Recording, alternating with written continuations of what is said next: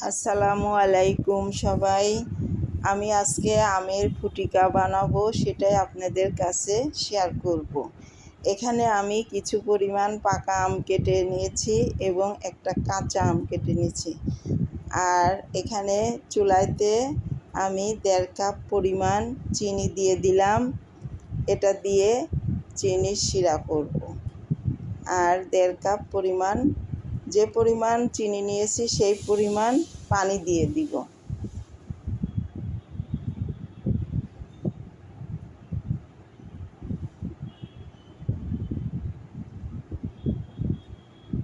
তো পানিটা দেওয়া হয়ে গেলে আমি এখন চুলাটা জ্বালায় দিব, দিয়ে চিনির শিরাটা তৈরি করে নেব।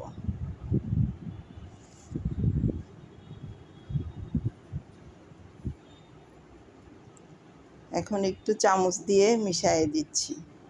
চিনিটা গলে গেছে। তো এখন উঠলে আমি নামিয়ে এটাকে ঠান্ডা করে রাখবো।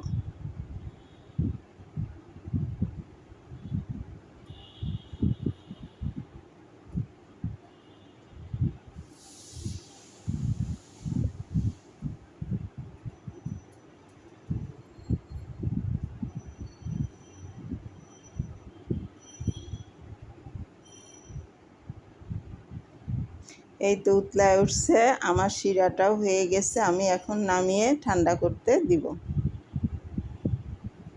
তো চুলাতে আমি আম দিয়ে দিলাম,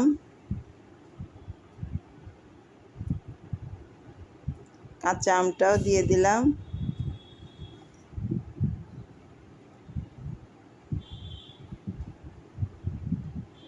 কিছু পরিমাণ পানি দিয়ে সিদ্ধ করব।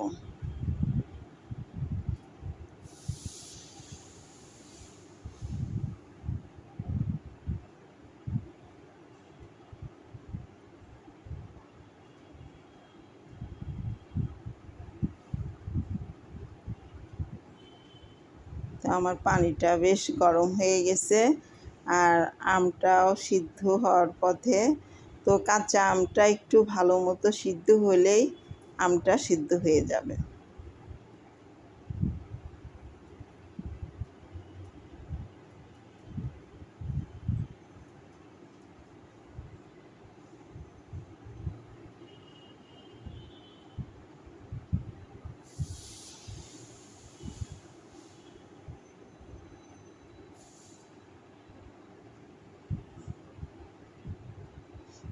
আমার আম সিদ্ধ হয়ে গেছে প্রায়। কাঁচা আমটা সিদ্ধ হয়ে গেছে। আমি একটু পরে নামিয়ে এটাকে ঠান্ডা করে নিব। ঠান্ডা করে ছাঁকনি দিয়ে আমি এখন ছেঁকে নিচ্ছি। অনেকেই ব্লেন্ডার দিয়ে হয়তো এটা করে, কিন্তু এর মধ্যে আমের আঁশ থাকে। তো ছাঁকনি দিয়ে ছাঁকলে পরে কোনো আঁশ থাকবে না, আমের সুন্দরভাবে রস বের হয়। তো আমি এইভাবে সবগুলা আম ছেঁকে নিব।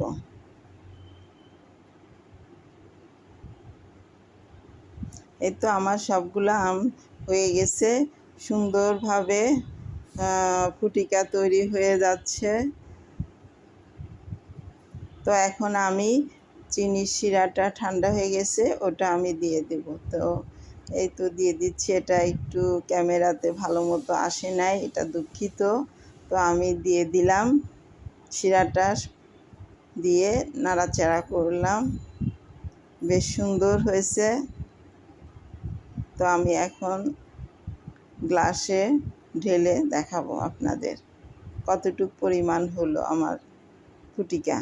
এবং এই ফুটিকাটা কয়েক বছর সংরক্ষণ করে রাখা যায়, ফ্রিজে রেখে অনেক দিন ধরেও খাওয়া যায়, ভালো থাকবে এটা। তো আমার হয়ে গেল এই তো আমের ফুটিকা। তো আমার ভিডিওটা যদি আপনাদের ভালো লেগে থাকে তো লাইক করবেন, শেয়ার করবেন, সাবস্ক্রাইব করে পাশে থাকবেন।